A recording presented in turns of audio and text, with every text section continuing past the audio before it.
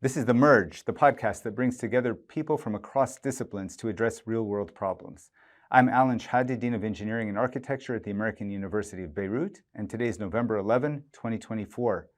We are several months into a relentless Israeli bombardment campaign on Beirut and the southern part of Lebanon and the Bekaa Valley, which is the breadbasket of Lebanon. Today we have with us Issam Srour, a professor of civil and environmental engineering at the American University of Beirut. Professor Srour is a leading expert on construction waste and building demolition rubble and its sustainable management. Professor Srour, welcome to The Merge. As you know, dozens of villages in the south of the country have been razed to the ground. Dozens of buildings in the Beirut capital have been razed to the ground. And in many other locations throughout Lebanon, we have had an extreme event here with respect to the destruction of the built environment. During crises like these, many people immediately think of the human toll, the thousands of people killed and tens of thousands injured. And of course, the scale of the damage is even vastly greater in Gaza. And what we don't normally think of is, okay, the long-term effect in time.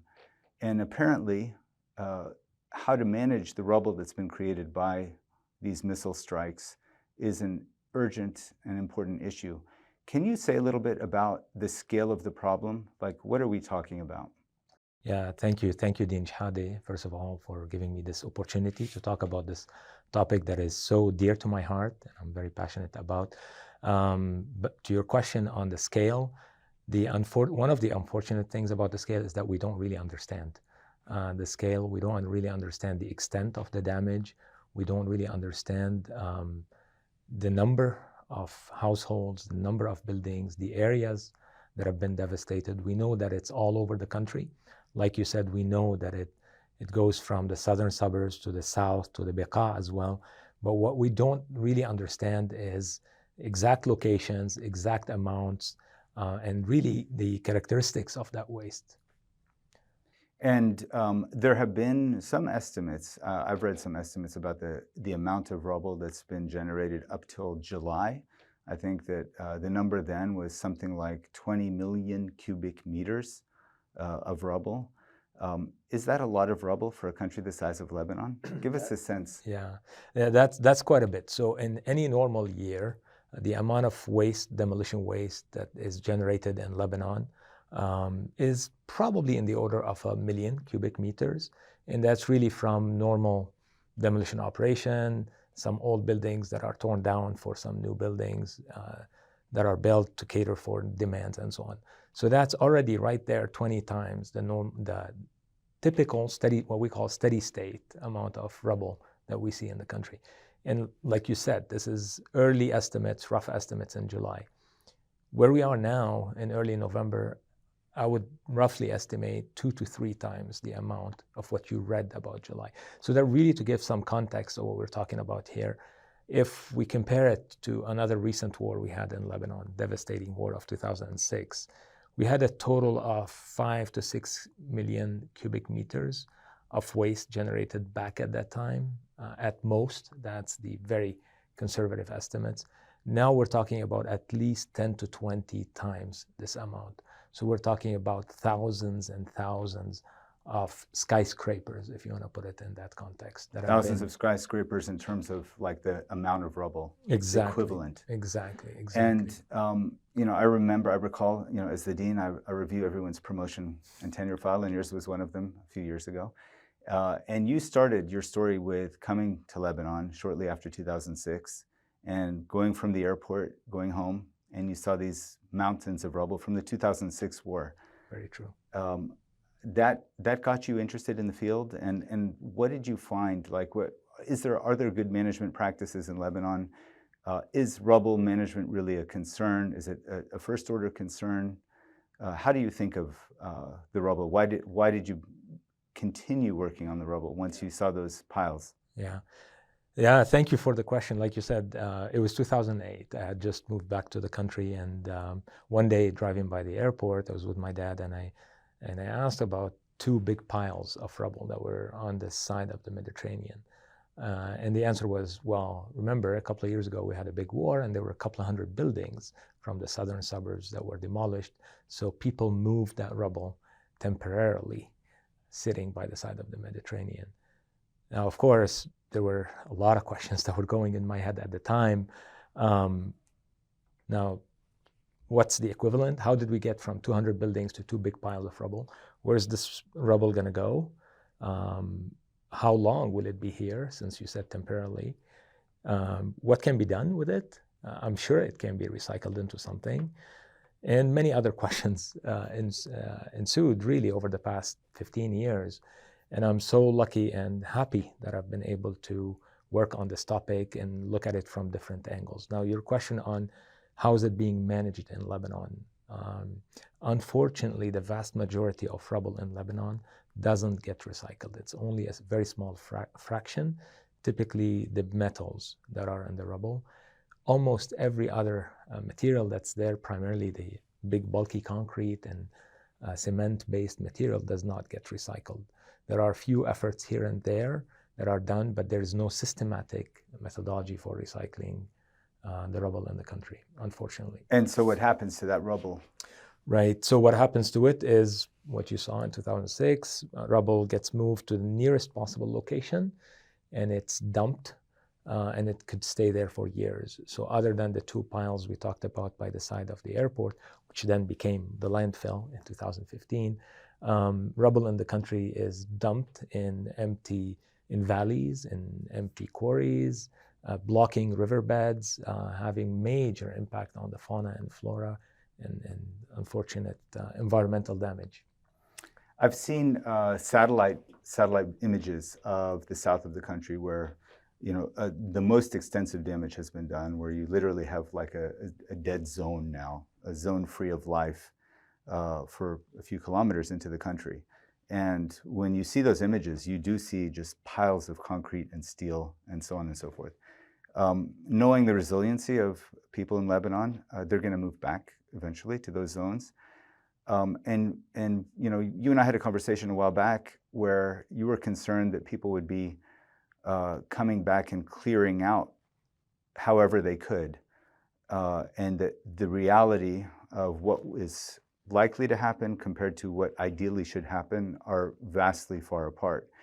What are some of the things that have to be accounted for? Like, can you as a civil engineer today go to a site and direct a clearing operation, or what things would you need to be thinking about? Yeah, absolutely.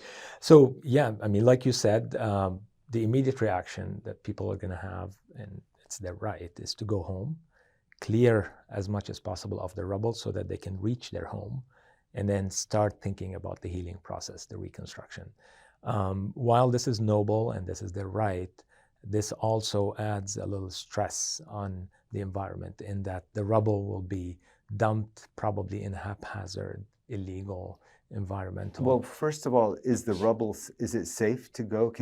Would you advise people to stay away from the rubble or go to it? Right. And why? So part of the strategy that we're advocating with regards to handling the rubble, because this is really unique. This is rubble from a war. This is not from an earthquake or a tsunami or a natural disaster. This is what we call a man-made emergency rubble. With it comes all sorts of challenges. We're talking about thousands of UXOs. What is a UXO? Unexploded ordnance.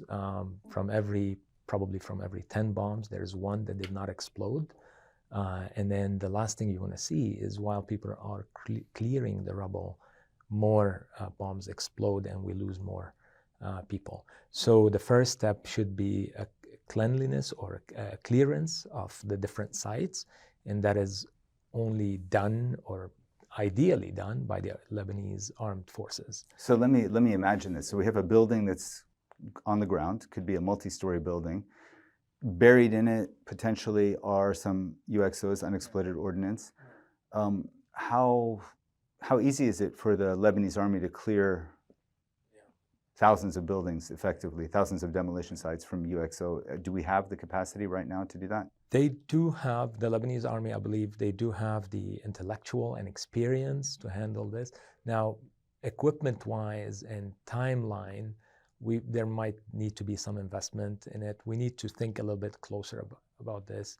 The Lebanese army has to think a little bit about it and see what kind of timeline would be possible for clearing the rubble before but time will be of essence in handling rubble because, like you said, there'll be pressure. People want to move back. We need to have a strategy where step number one, really the first step, is the Lebanese army would step in, clear the rubble as much as possible, demine the sites so that people can clear the rubble and get to their homes. Also part of the strategy that we're trying to advocate with the Ministry of Environment, because they are the entity in Lebanon probably to govern these processes, will be also what will be step number two. So there is demining, step number one. Step number two, probably as part of the process, there should be some cleaning from any possible human remains or any other major hazardous material as well. So here there's another stakeholder probably we have to think about, religious authorities and things, and Ministry of Health possibly as well. And then we have access to a cleaner demolition site. And then there will be like a very simple level of sorting that has to take place on site in situ, and then moving the materials to some intermediate sites. How many of those sites, where, and so on is another scientific problem that we're happy to tackle. I think you tackled such a problem in the context of the Syrian civil war.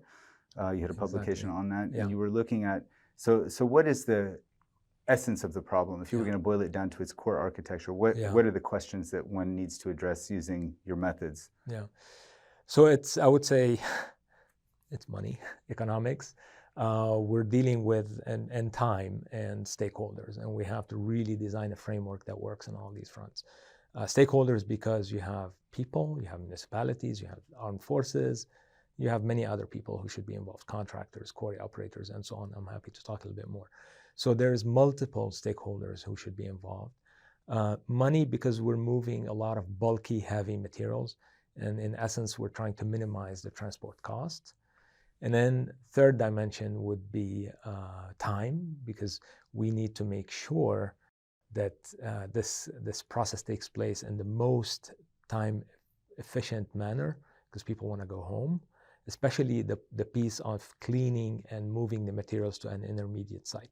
Once they are at intermediate sites, we have a little bit more time so that we can sort a little bit more and think of different applications. So the overall strategy that you're talking about is you obviously you clear from unexploded ordnance, you make sure that human remains are treated respectfully. Right. And then you have to identify sites where the material would be moved temporarily. And so the problem, I guess the problem is partly, in my mind, I'm thinking of the traveling salesman problem, problem where you're trying to figure out where are the best locations given the sites and then given their ultimate disposal. And so that's what a rational, policy-oriented approach would be. When you think about the reality, the Lebanese state is currently extremely weak. It's disintegrating. Frankly, it was disintegrating before the war happened, and there's a financial crisis where people don't really have the resources to do what they could do before. I would imagine that today's much worse, not only in terms of the amount of destruction, but also the capacity to recover than we were in 2006. Right. And yet in 2006, you already saw practices that gave you worry about the long-term health of the country. And in a way, the 2006 war itself never ended because we're still experiencing the health consequences, the environmental destruction from then, much less the war today. If we were going to hack around the system, do you have any tricks that you would recommend? You keep mentioning time, for example. Time is of the essence, and I can see why.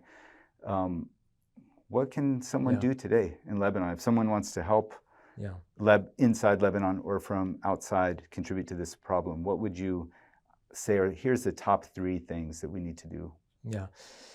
I think that's a very tough question, but that's the core of the problem is how do we design an optimal, maybe not an optimal, but a good solution and make sure it's implemented. We don't want a solution that looks great on a piece of paper and we publish a couple more papers on it and never see the results on the field, on the ground. So I think for that really to happen, I go back to the idea of having all the key players at the table singing to the same tunes. If we cannot do that, it won't be, that solution will not happen on the ground. Specifically, what are we talking about? Like you said, the country doesn't have resources. Government is struggling, but it does have, it is in a great position to play the coordinator role with this problem. I'm thinking primarily, I go back to the Ministry of Environment, because ultimately this is an environmental problem. If the Ministry of Environment is able to work with not just us academicians, but also everyone else other than the armed forces, I'm thinking the contractors, I'm thinking the quarry operators, I'm thinking about donors who would fund such sustainable project, and set up the right incentive mechanisms for recycling of that waste to take place, because it's ultimately economics. As much as we love the environment, as much as at least us academicians try to think about the long-term impact, people on the ground, their practices and behaviors are driven by economics. So we need to have incentive mechanisms in place for the contractor to use the recycled material for the application, for good applications. We know that there will be a really high demand for reconstruction afterwards. So if we're able to advise and on better recycling options of a lot of the bulky materials, and I'm happy to talk about this, and set up the economic levers for this to take place via the government, then we could have a good solution. May not be optimal, but we have a good solution that will be implemented because it's economical. And let's drill down into that for a second. Yeah. So you've mentioned potentially reusing the rubble, and that is one of your core expertise. I'm a mountain biker, so every week I'm out in the mountains somewhere, and I see the devastation caused to the mountains through quarrying processes that are ultimately being used to create cement to build buildings in the cities. Do you imagine that a good chunk of the reconstruction effort that will inevitably happen could be sourced from the rubble? I mean, can we reuse that instead of tearing down more mountains? I really hope so. And clearly the benefits are twofold. One, if let's just imagine this, if we're able to recycle 80-90% of the rubble that we have here, on one hand, we reduced the pressure on the natural systems. We don't really have landfills that can take construction and demolition waste in Lebanon. Remember, we talked about this a few minutes ago. They go to valleys and the seaside and so on. So we reduce the pressure on those natural systems because we're recycling the material, one. And two, like you said, we reduce the pressure on the quarries. The quarries are going to suffer for reconstruction. We're going to need some primary materials for cement, for sand, for aggregates, rocks, and so on. So really the advantage are twofold. Will that be enough for the reconstruction? Of course not. But even if we save or reduce the pressure by 5% or 10% on the quarries, that's a big win if we're able to do it. If we had perfect practices, what percent of the pressure on the quarries do you think we might be able to theoretically? Yeah, I mean, in normal times, we've done these calculations in some of our scientific work. It was about 10%. Okay. But again, it's not only the 10% reduction on the quarries, it's also removing or reducing the pressure on the natural systems, because you don't have to dump that material left and right. You can reuse it. Yeah. And to recycle so much of that rubble. So you've mentioned that the steel often gets recycled because it has a high value and it's exported, I suppose, outside the country. What does it take to have operations to actually, do you have to have at each building the capability to sort and separate, or can you have this in an intermediate storage location? And what are the logistics of getting that kind of system up and running? Do we have a prototype that we can follow from within Lebanon? Have we done things like this before? Yeah, thank you for that question. We haven't done anything like this at that scale, that's for sure. But there have been few efforts here and there. that were done. And of course, as part of our research, that's what we work on. What I envision as technology that will be needed or used, or the process, I guess, the process would require the following: some minimal level of sorting in situ. So we're not talking about deploying big equipments to the demolition site. We're talking about probably some manual sorting, quick manual sorting, with the equipment that will be used for clearing. So we're not envisioning recycling plants at each demolition site. Again, we have thousands of buildings spread all over the South and the Bekaa. So that's not the idea. The idea is some minimal sorting there, and then the material to be transported to a series of intermediate sites. It could be that every union of municipalities would help us find and secure a site that would serve as an intermediate site. At the intermediate site is where most of the sorting that will take place. So and what defines a good intermediate site? Yeah, so okay, that's a good question. Again, we economics, so we have to think about how much money will be spent to get the material to those sites. So we have to find the right balance, the sweet spot of how many sites and where. So we have to look at availability, how suitable the site is from topographical perspective, a leveled site, large enough, and so on. Ideal locations are ones owned by government, what we call in Arabic mashia'. And then that's pretty much it. And distance from water bodies and things like that. So there are some geographic and environmental factors that we have to look into. So in other words, we won't locate it on a swamp, for instance, or right next to a river, a little bit farther from there. So there are some considerations. Ideally, this will be part of the strategy that will be implemented, is identifying from now a potential set of intermediate sites, so that as soon as there is pause or an end, hopefully, to this catastrophe we're in, we can almost press a button and know where each of the intermediate sites will be, and then how the rubble will be cleared and moved to those intermediate sites. And from there on, we can explore different options. We have to look a little bit more into some of the hazardous aspects of the material, and then look at ways to sort it a little bit more, get it ready for new recycling. And the technologies and the equipments they're not really rocket science. It's what you would use in a typical quarry, what we call crushers and graders and so on and so forth. That's why it's very important that we work also closely with quarry operators and contractors. Do you think some of the existing quarry operators would be willing to take if it makes sense building to rubble? them? Absolutely. If it comes to them for free, they would love it, because they'll have material. We just have to show that it's usable, that it's been cleaned enough for them, that they don't have to worry too much about extracting plastics and wood and metal. Although the metal, they can sell it, like you said, the market is there. So yeah, we have to really simulate that entire process from multiple dimensions. We have to look at it from the lens of time, but also from a technical elements, how much sorting can take place and how will it be done, by whom, where, so that by the time it makes it, the rubble makes it to the quarry operator, it's almost like the natural material coming to them from Earth. Got it. So, I've seen, maybe sometimes even in Lebanon, they look almost like nets that are made of metal, and they form these rectangular or cubical structures that are basically metal nets filled with raw stones, it looks like to me, and they're used to stabilize areas. Might there be other things like that could be done as well in situ? Yeah. Absolutely, and that's one of the applications. So here we're talking about the end product. Once we recycle the material, what applications can we use the material for? And there's a whole range.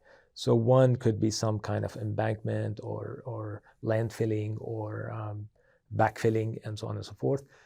That's what I would call maybe a little bit downcycling, because a lot of the material that we have has good properties that we can use it for other applications that have a little bit higher economic and environmental value. I'm talking about not necessarily recycled concrete, but maybe masonry units. We're gonna have to rebuild thousands and thousands of buildings. And in Lebanon, just like in the region here, we use for partitioning masonry units. We rarely use drywall.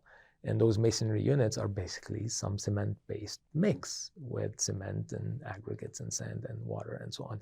So if we can recycle a lot of the material into the masonry units, that will mean that we're really taking material and recycling it into some other material of similar value. Mm-hmm. It's not really downcycled. Has that research been done? I mean, are people aware of, have people tried reusing building rubble for that purpose, making CMUs? Oh yeah. Even, I mean, in the world of research, they're going all the way with recycling the rubble into concrete. So for structural elements, for elements that are load bearing, so we're talking about slabs and beams and so on. I'm not advocating even that, because that requires legislation, that requires quality assurance and quality control that may be beyond what we currently have on the ground in Lebanon. It is doable, and I would love to do research on it. But from an application perspective, I think masonry units, road beds, perhaps. Road beds, yeah. Sub-base and base under the pavement layers, those are no-brainers. They're not structural elements. The quality requirements are not that difficult. And if need be, we have the labs at AUB that can help with a lot of the assessments and support at that level as well. And let's get back to the environmental cost for a second here. So if all this rubble is disposed of, as opposed to recycled, and it's disposed of ad hoc, you mentioned valleys getting filled up, riverbeds blocked, et cetera. If you were going to place that on the list of priorities, right now the government, to the extent that it has capabilities, is thinking about multiple crises at the same time. So you have families that have lost their income earners. You have people that are displaced. Today they need a place to stay and live. You have attendant health and nutritional issues, and you have to somehow build the state as well. And there continues to be an extremely well-armed and willing to use those arms neighbor to the south that's always a source of uncertainty and concern. And it makes it difficult even for business planners to invest when they're not sure about the security situation in the country. So given all of that, if you were going to prioritize, how high on the priority list is dealing with building rubble? Is it a concern for today? Is it a concern for the long-term continuance of this war by other means? What would you pitch to the Minister of Environment about why they need to deal with this problem now? Yeah, and the multiple challenges and dire challenges. Thank you for this question, Dean Shihadeh. Look, unfortunately, rubble in the past has not been the top priority in the country. As you know, we had a big crisis with another type of waste, municipal solid waste, which is a big problem. We're not saying it's not a problem. But rubble is also important. Currently, we're dealing with the human cost of the catastrophe we're in and the dire needs at the humanitarian level. And also, very soon, hopefully, we'll have to manage the process of people going back home and reconstructing the facilities and so on. And those are very important and timely, of high priority. But we should not overlook construction and demolition waste. And the reason is very simple. We may not see the consequences of poor management now, we'll see them later on. If we ignore the handling of construction demolition waste, we're adding more pressure and strain on our natural environment. Lebanon is beautiful for the different landscapes and natural treasures that we have in the country. The last thing we want to do is to damage Lebanon's natural beauty. So we have an opportunity here in our hands. The opportunity is properly handling the waste that is being generated. And if we do that, we're reducing the pressure on our environment. We may not see the consequences now, but we save that environment. We save the beautiful environment that I just described, not just for us now, but also for our children and grandchildren in the future. Issam, as you know, journalists have been a target of this campaign, this Israeli campaign. probably it's been the conflict, including Palestine, has been among the most dangerous periods for journalists to be practicing their profession. And as a result, it's often hard to get direct information from the field where things are happening. I know from friends and family members that they're constantly worried about their homes being demolished, and they're always wondering if their home is still standing, say in the south of the country, and they're here in Beirut. Have you seen something like that with your students or other colleagues, and what are they doing to get information about whether their home has been destroyed? Yeah, absolutely. This is a big challenge that we're facing with this war, and to be frank, with almost every war nowadays, is the lack of information or misinformation. Having said that, it's also fascinating to see what people do and how people are creative in finding information. I saw that firsthand with my students, actually with one of my students. One of my students who's currently working on his FYP with me on recycling waste. We were looking into the question of mapping the waste and how we can map the waste. And he pulled up on his screen an image of his hometown, Maroun, which is a small town at the border between Lebanon and Palestine. And I asked him, I said, Ahmad, how did you get this image? This is a really high resolution image. And if we look at open source data now on Google, it's pretty old, whereas yours is pretty new. And he said, well, let me tell you what we do in my hometown. Apparently every Monday, I think it's Monday, someone in the village buys an image of the village for $115. A satellite image? A satellite image okay. for $115. That's very high resolution. And then that person puts it on the WhatsApp group for the entire town, and everybody waits for that moment to go and check if their house is still there. So they're relying on data. They go for open source if it's available, and if it's not available, they find a mechanism, they create a mechanism where they will all pool to find information as much as possible about their hometown. So everyone is a journalist now. So people are taking turns in buying these commercial satellite images in high resolution to learn about whether their house is still there. Exactly. Yeah. Once someone buys it, that person will put it on the group, and everybody waits for that moment, and they will zoom into their homes. And Ahmed showed me not just his home, but he showed me across the street from his home a big field looked like dirt or sand, and he said those are tracks of Merkavas there. So Merkavas being the Israeli tanks. Exactly. We are at a university that has about 2,800 engineering, architecture, and design students. Those are the designers of the future. How might we involve students more in the multiple problems that you've just outlined? Yeah. Is this an issue? Is this a opportunity for? Is this a learning moment? Big in your time. course, have you been talking to your students about what's going on in Lebanon today? Big time. So it is a subject that we're discussing in my course. I teach an introductory course on construction project management. I don't usually talk too much about waste management because we're working on the fundamentals. But this semester, I decided to introduce at least one session on the topic, so the students are exposed to this problem. And I also have a final year project group, so a group of 4 students who are now working on construction demolition waste. Their focus is going to be masonry unit, the CMUs, the cinder blocks. So what they're looking into is, at this point, is understanding the process of making CMUs, and then the economics associated with it. And the idea is that they will design a facility, a very small facility that makes CMUs with rubble. And then they'll look into also the technical elements. So they're going to be testing different designs, different mixed designs for their water tightness and their integrity. Mechanical strength, and so forth. Exactly. So it is a topic that should be brought into conversation with our students now, not just in civil engineering or construction engineering, but I think in multiple domains as well. Dr. Srour, I want to thank you very much for your time today. I know you're a very busy person. I know that tomorrow you'll be meeting at the ministry to discuss plans for dealing with rubble, among other issues. I look forward to inviting you back on the podcast to find out the outcome on the backside of this war.